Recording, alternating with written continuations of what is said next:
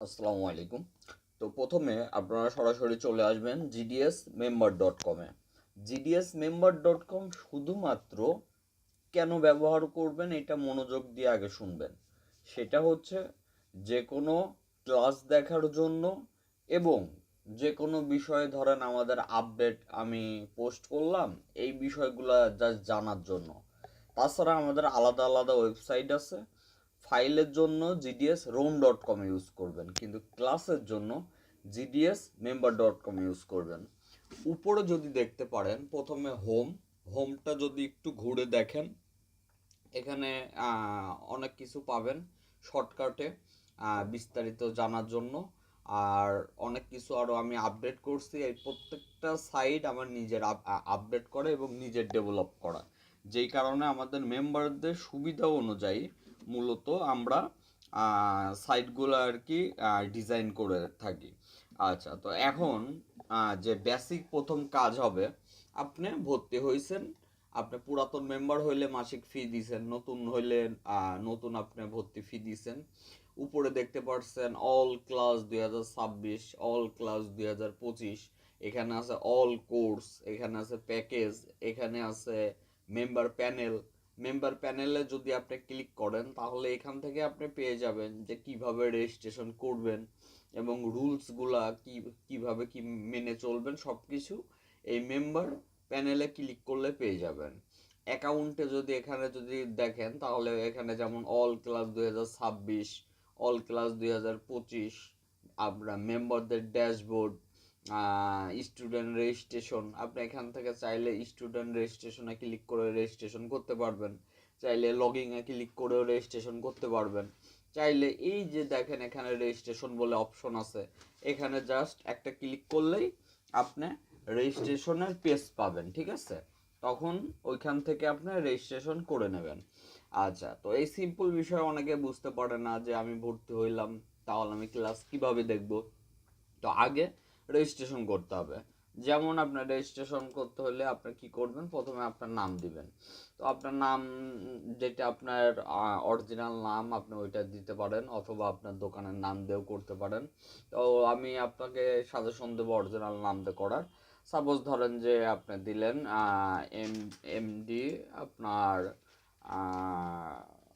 একটা, সাপোজ ধরেন নাম দিলেন, আমি এটা ডেমো হিসাবে জাস্ট দেখাচ্ছি, একটা নাম দেওয়া হলো ইউজার নেমটা সবসময় মাথায় রাখবেন। যে ইউজার নেম দেওয়ার সময় আপনার স্পেস দিতে হয় না। যেমন অনেকেই বলেন যে ইরোর আসে, এই ইরোর আসার কারণ হচ্ছে ধরেন এইভাবে দিয়ে আবার স্পেস দেন আবার দিতে যান, এইভাবে দিবেন না। ধরেন আপনি দিলেন ডেমো, আমি জাস্ট দেখাচ্ছি আর কি, আপনারা আপনাদের মতো সুবিধার্থে দিবেন আর কি। আমি দিলাম হচ্ছে ডেমো শামিম 2027, মানে আইডিয়া হয়তো বা পাইছেন। এবার একটা ইমেল দিবেন, যে ইমেলটা সচল আছে, ভালো, আপনি ওই ইমেলের আইডি পাসওয়ার্ড জানেন, ওই ইমেলে আপনি লগ ইন করতে পারেন, এইরকম একটা ইমেল দিবেন। এখানে সাপোজ ধরেন যে আপনি একটা ইমেল দিলেন, ঠিক আছে, এক ইমেল দিয়ে দুইবার রেজিস্ট্রেশন হবে না, অতএব ইমেলটা আপনি যেটা দিবেন সেটা যেন একবারই দেন। আচ্ছা, এবার ধরেন যে পাসওয়ার্ড, আমি জাস্ট এমনি উদাহরণস্বরূপ আপনাদেরকে বোঝানোর জন্য দিচ্ছি। অনেকেই বলতে পারেন যে এই বেসিক জিনিস, এই বেসিক প্রবলেমই অনেকেই বলে যে মানে পারে না, যে আমি রেজিস্ট্রেশন করতে পারতেছি না। তো তাই এই কারণে প্রত্যেকটা জিনিস আপনার জন্য মানে ওইখান থেকে অনলাইনে ভর্তি হয়ে ভোগান্তি না হয়, যে আমি অনলাইনে ভর্তি হয়ে কি ভুল করলাম, অথবা আমি বুঝতে পারতেছি না কিভাবে রেজিস্ট্রেশন করব অথবা কি করব, এই প্রবলেমগুলো যেন না হয়। তো এই ভিডিওটা দেখলে আপনার আইডিয়া হয়ে যাবে কিভাবে ক্লাস রেজিস্ট্রেশন করবেন এবং ক্লাস দেখবেন।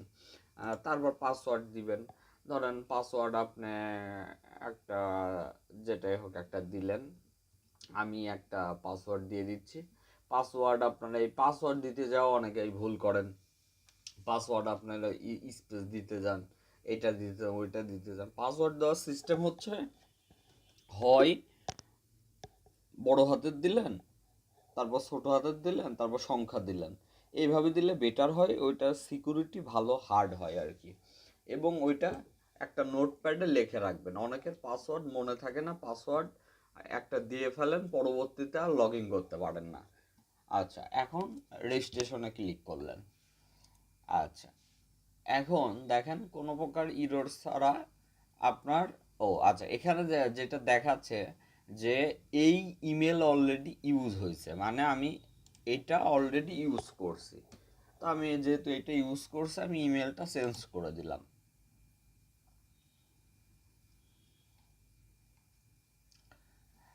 আচ্ছা, এখন দেখলেন রেজিস্ট্রেশন কমপ্লিট হয়ে গেছে। রেজিস্ট্রেশন কমপ্লিট হইলে অটো আপনার এই যে আপনার ড্যাশবোর্ডে নিয়ে চলে আসলো।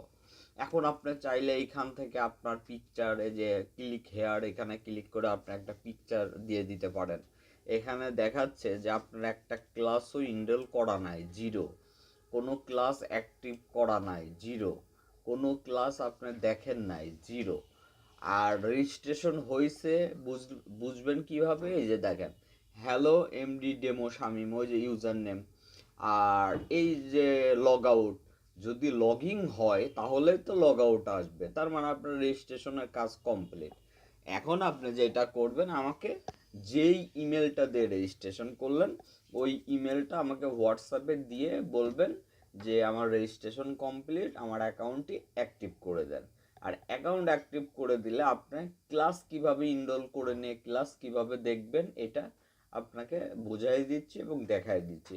যেমন এখানে কিন্তু দেখাচ্ছে ইনরোল কোর্স জিরো, এইটা আপনি কিভাবে অ্যাক্টিভ করবেন, জিরো থেকে একটা একটা করে আপনার বাড়াবেন, এটা এখন আপনাকে ক্লিয়ার করে দেওয়া হচ্ছে। তো প্রথমে কিন্তু এটা থাকবে, এটা হলো প্রথমে রেজিস্ট্রেশন। এখন আপনার ইমেলটা আমাকে দিবেন, আপনার ইমেলটা আমাকে দেওয়ার পরে আমি অ্যাক্টিভ করে দেবো আর কি।